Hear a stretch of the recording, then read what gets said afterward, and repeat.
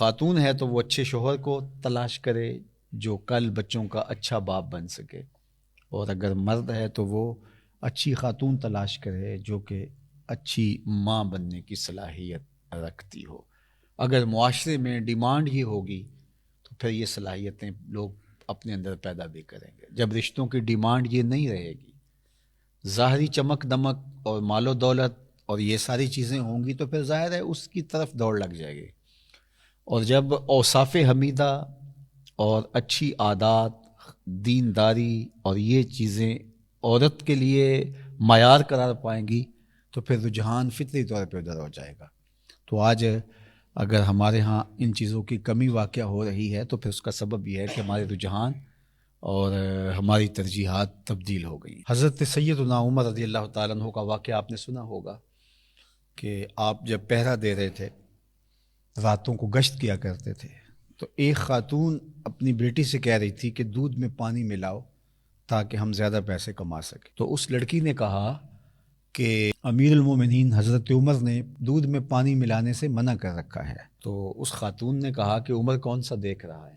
تو اس لڑکی نے کہا کہ عمر تو نہیں دیکھ رہا، عمر کا رب تو دیکھ رہا ہے۔ حضرت عمر رضی اللہ تعالیٰ عنہ بہت متاثر ہوئے اور اس دروازے پر نشان لگا دیا۔ واپس آئے، صبح ہوئی تو اپنے بیٹوں کو بلایا، اپنے بیٹے سے کہا کہ میں جو ہے وہ تمہارا ایک خاتون سے نکاح کرنا چاہتا ہوں۔ تو انہوں نے کہا کہ جس طرح آپ کی مرضی ہو۔ تو پھر آپ نے اس گھر پیغام بھیجا اور اس بیٹی کے رشتے کے لیے اس کی ماں سے کہا۔ تو حضرت عمر کے فرزند کا نکاح ہوا اس خاتون سے، ان سے ایک بیٹی پیدا ہوئی جس کا نکاح پھر عبدالعزیز سے ہوا، اور اس عبدالعزیز سے اور حضرت عمر کی پوتی سے پھر ایک بیٹا پیدا ہوا جس کا نام حضرت عمر بن عبدالعزیز ہے۔ تو اچھی مائیں اچھی قوم دے سکتی ہیں۔ تو اچھی ماں کا انتخاب اس وصف پر آپ نے اپنے بیٹے کا نکاح کر دیا کہ یہ کس قدر اللہ سے خشیت اور اللہ سے خوف رکھنے والی خاتون ہے۔ حضور نے ارشاد فرمایا کہ نکاح کیا جاتا ہے 4 چیزوں کی وجہ سے، لمالہا، لجمالہا، لحسبہا۔ کسی کے مال کی وجہ سے نکاح کیا جاتا ہے، حسب و نسب کی وجہ سے نکاح کیا جاتا ہے، اسی طرح جو ہے وہ حسن کی وجہ سے نکاح کیا جاتا ہے۔ پھر فرمایا کہ جو ہے وہ دین کی وجہ سے نکاح کرنے کی پھر تلقین ارشاد فرمائی، اور دین سے مراد وہ خوبیاں ہیں جو دین ہمیں بتاتا ہے، وہ جہاں پائی جائیں۔ فرمایا جس کا اخلاق کو، جس کا دین تمہیں پسند آ جائے اس سے اپنی بیٹی کا نکاح کر دو۔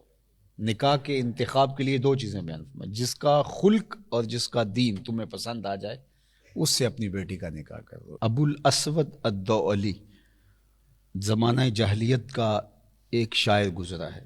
ایک دن وہ اپنے بیٹوں سے کہنے لگا کہ میں تمہارے پیدا ہونے سے پہلے بھی اور تمہارے پیدا ہونے کے بعد بھی تمہارے اوپر بڑے احسانات کیے ہیں۔ تو بیٹوں نے کہا کہ ہمارے پیدا ہونے کے بعد کے احسانات تو سمجھ میں آتے ہیں، لیکن ہمارے پیدا ہونے سے پہلے آپ نے ہمارے اوپر احسان کون سا کیا ہے؟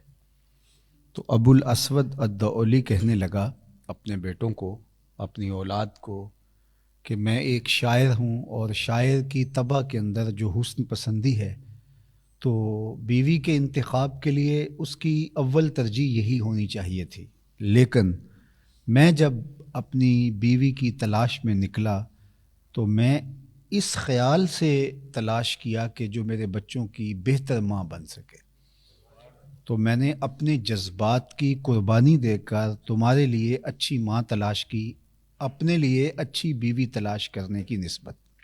تو میرا یہ وہ احسان ہے جو تمہارے پیدا ہونے سے قبل میں نے تمہارے اوپر کیا۔ اگرچہ اچھی بیوی ہی اچھی ماں بنے گی،